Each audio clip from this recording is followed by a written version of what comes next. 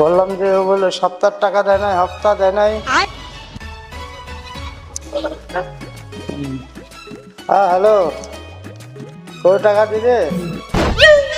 হ্যাঁ চিনে না, লোক চিনে না এখনো। চিনাই দিচ্ছি আমি। আমি চিনাই দিচ্ছি আমি কে। ঠিক আছে?